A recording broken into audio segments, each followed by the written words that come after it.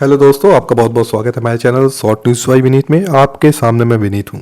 दोस्तों, आज हम बात करेंगे, जैसा कि खबर निकल के आई थी, मिस्टर डोनाल्ड ट्रंप ने यूएस में फिर से न्यूक्लियर टेस्ट करने का जो परमिट है, जो ऑर्डर है, वो दे दिया है।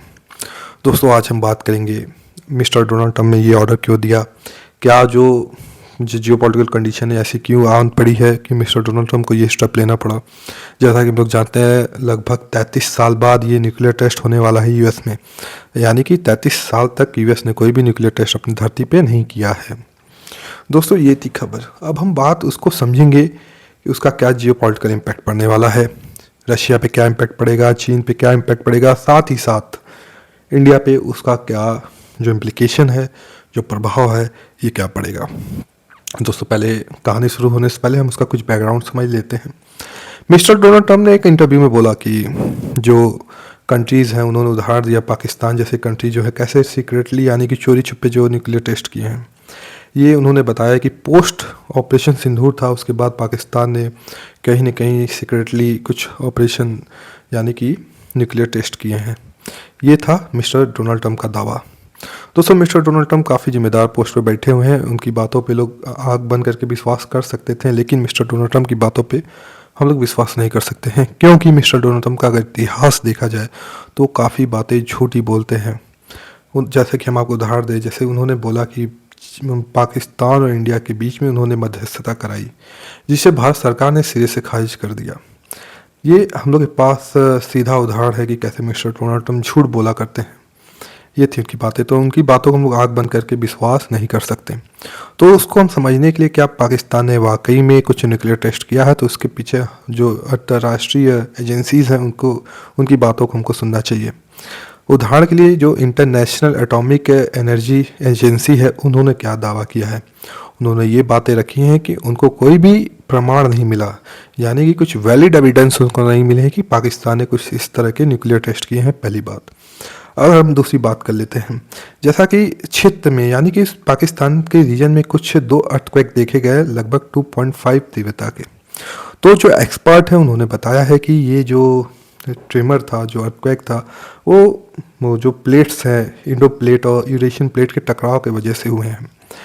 ऐसा एक्सपर्ट का कहना है, जो अखबारों में बातें छपी थी। तो हम लोग मिस्टर डोनाल्ड ट्रंप की बातों को आग बंद करके विश्वास नहीं कर सकते। अब हम बात कर लेते हैं कि ऐसी क्या ज़रूरत आन पड़ी थी मिस्टर डोनाल्ड ट्रंप को न्यूक्लियर टेस्ट की परमिट देनी पड़ी। पहले हम समझ लेते हैं रशिया के बारे में। रशिया ने हाल ही में काफ़ी प्रोग्रेस किया है अपने आर्म रेस में। जैसा कि हमने देखा, अभी रशिया ने हाल ही में पोसाइडन टॉर्पीडोज को लॉन्च किया, दुनिया के सामने रखा, जो कि एक न्यूक्लियर आर्म है। तो इस तरह के जो खतरे पैदा कर रहा था रशिया, उसको डिटर करने के लिए कहीं ना कहीं मिस्टर डोनाल्ड ट्रंप ने ये परमिट दिया है, यानी कि एक डिटरेंस क्रिएट करने के लिए। अब हम बात कर लेते हैं, क्या ये जो टेस्ट होगा इसका टेक्निकल है कि ये पॉलिटिकल रीजन है।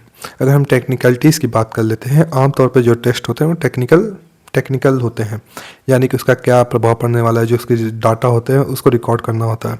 अगर हम यूएस की बात करें तो यूएस के पास लगभग 5 वार हेड्स हैं, यानी कि सबसे ज़्यादा जो न्यूक्लियर रिसर्च यानी कि न्यूक्लियर वो किया है वो यूएस ही है। तो उसको कोई टेक्निकल रिकॉर्ड की ज़रूरत नहीं है। तो सीधे सीधे उसका उद्देश्य है पॉलिटिकल रीजन, यानी कि वो एक रीजन में, एक पूरे वर्ल्ड में एक मैसेज देना चाहता है यूएस।